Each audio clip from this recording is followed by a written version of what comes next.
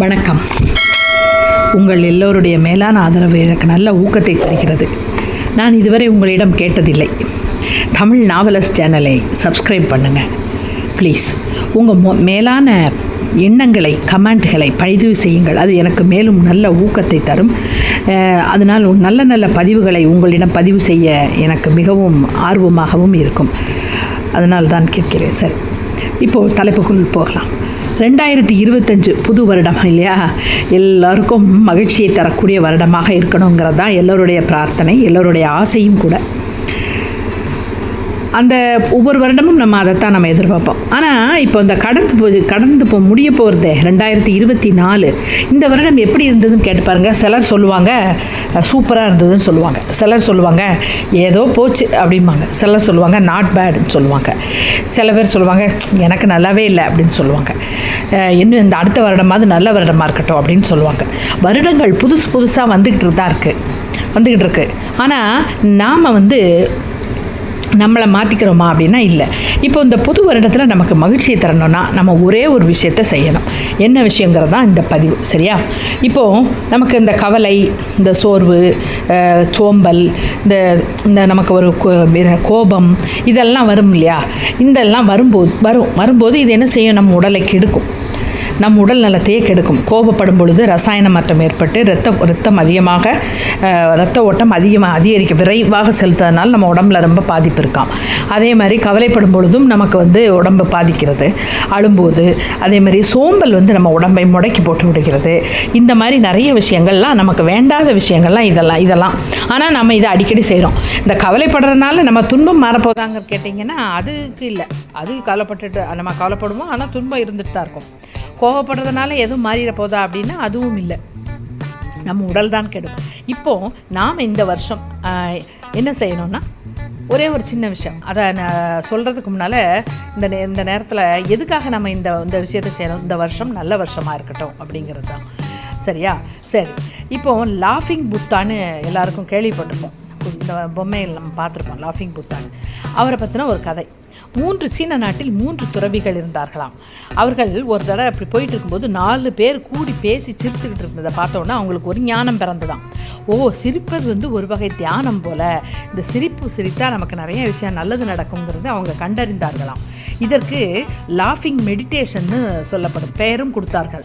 உலகம் முழுவதும் வாய் விட்டு சிரிக்கணும் அப்படின்னு சொல்லி இந்த மகத்துவத்தை பரப்பினார்களாம். இந்த 3 துறவிகளில் ஒரு துறவி திடீர்னு ஒரு நாள் இறந்து போனார். அப்போ அந்த மற்ற 2 துறவிகளும் அவருக்கு இருபுறமும் அமர்ந்து கொண்டு சிரித்து கொண்டிருந்தார்களாம். அப்போ அந்த ஊர்க்காரங்கள்லாம் பார்த்துட்டு அவங்களுக்கு கோபம் வந்தது. என்ன அப்படின்னு சொல்லி இவருக்கு இப்படி சிரிக்காங்களே அப்படின்னு. உண்மைதானே, இறந்த வீட்டில் போய் சிரித்துட்டு இருந்தால் ஒரு மாதிரி பேசுவாங்க தானே. அப்போ அந்த 2 துறவிகள் சொன்னாங்களாம், சிரிப்பின் மகத்துவத்தை புரிய வைக்கத்தான் இவர் தன் வாழ்நாள் முழுவதையும் செலவிட்டார். அவர் இறந்ததற்கு கூடவே இருந்த நாங்கள் அழுதால் அது நன்றாக இருக்குமா? அது மட்டும் இல்லை, இறப்பதற்கு சற்று முன் அவர் சொன்னாராம், யாரும் அழக்கூடாது என்று சொன்னதால் நாங்கள் சிரிக்கிறோம் என்றனார். ஊர்க்காரர்கள் அமைதியானார்கள். சரி, சொன்ன உடனே அவங்களுக்கு சரி அது கரெக்டு தானே என்று அமைதியானாங்க. சரி, இறந்த துறவி சொல்லியிருந்தாராம், என்னிடமில் உள்ள எல்லா அழுக்குகள் இருக்கு இல்லையா, அதெல்லாம் நான் சிரித்து கொண்டே இருந்ததால் அது அந்த சிரிப்பு போக்கிவிட்டது என் அழுக்குகளை. அதனால் இறந்த பிறகு என் உடலை தண்ணீரில் கழுவாதீர்கள் என்று சொல்லியிருந்தாராம். அதனால் அவர் உடலை சுடுகாட்டுக்கு எடுத்துகிட்டு போய் நெருப்பு வைத்தார்கள். அப்போது அந்த சமயம் படப்படன்னு அவர்கிட்ட பட்டாசுகள் வெடித்தனவாம்.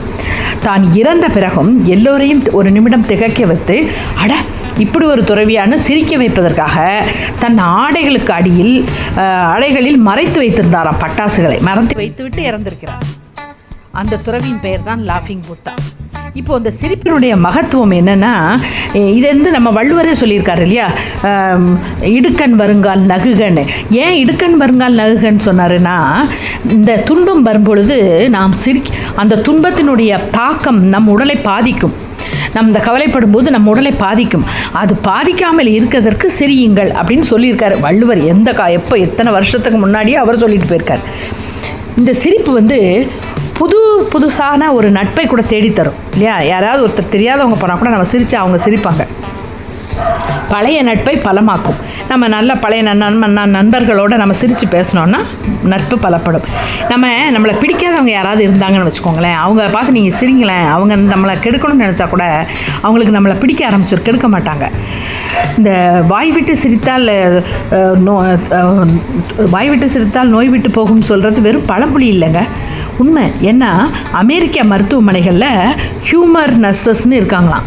அவங்களுடைய வேலை என்ன தெரியுமா? நோயாளிகளை சிரிக்க வைப்பது தான் அவங்களுடைய வேலை. அதற்காக நீங்கள் கேட்கலாம், கஷ்டம் வரும்போதெல்லாம் எப்போ பார் கலகலன்னு சிரிச்சிட்டு இருக்க முடியுமான்னு நீங்கள் நினைக்கிறது புரியுது. ஆனால் ஒரே ஒரு விஷயம் நம்ம செய்ய முடியும். கோபமோ சோகமோ சோம்பலோ கவலையோ வரும்போது நமக்கு உங்களுக்கு பிடித்தமான ஏதாவது ஒரு காமெடியோ ஒரு ஜோக்கையோ நினச்சிக்கோங்க. அது சினிமா ஜோக்காக காமெடியாக இருக்கலாம், இல்லை நிஜ வாழ்க்கையில் நடந்த காமெடியாக இருக்கலாம். எதையாவது ஒன்று நினச்சோன்னே உங்களுக்கு அடக்க முடியாமல் சிரிப்பு வரும். சிரிச்சிருப்பீங்க இல்லையா? அதை நினச்சி பார்க்கும்போது நமக்கு லேசாக சிரிப்பு வரும். அப்படி வரும்பொழுது இந்த கவலையினுடைய தாக்கம், இந்த சோகம் சோம்பல் இதெல்லாம் கொஞ்சம் தள்ளி வச்சிரும். இந்த சிரிப்பு அதையெல்லாம் கொஞ்சம் தள்ளி வச்சிரும். நம்ம உடம்பை கெடுக்காமல் பார்த்துக்கணும் இந்த சிரிப்பு. அதனால் இப்போ அதனால் நம்ம உடம்புல ஒரு குளிர்ந்த அறிவிப்பால் ஒரு புத்துணர்ச்சி ஏற்படும்னு மனத்தத்துவ அறிஞர்கள் சொல்லியிருக்காங்க. இதனால் நம்ம என்ன செய்யலாம்னா, இந்த புது வருஷம் வரக்கூடிய 2025 வருஷம் ஒரு ரெசல்யூஷன், ஒரு தீர்மானம் நம்ம எடுத்துப்போமே. என்ன, கோபம் சோகம் சோம்பல் இதெல்லாம் வரும்போது நம்ம கொஞ்சம் ஏதாவது ஒரு சிரிப்பை நினைத்து நாம் சிரிச்சுட்டு இயல்பாக இருக்க முயற்சி பண்ணுவோம். முயற்சி தானே, பண்ணி பார்க்கலாமே. காசா பணமா, இது நல்லது. இந்த பழக்கம் நமக்கு வந்துருச்சுன்னு வச்சுக்கோங்களேன், இது நமக்கு நல்ல விஷயங்களை தரும். இந்த புது வருடம் நமக்கு நல்லவைகளை எல்லாம் கொண்டு வந்து சேர்க்கும், மகிழ்ச்சியை கொண்டு வந்து சேர்க்கும், உடல் நலத்தை கொண்டு வந்து சேர்க்கும். என்னென்ன நமக்கு நல்லதெல்லாம் வேணுமோ அதை பூராமே நமக்கு கொண்டு வந்து சேர்க்கும் என்று கூறி மேலும் ஒரு நல்ல தலைப்போடு உங்களை எல்லாம் சந்திக்கிறேன். நன்றி, வணக்கம்.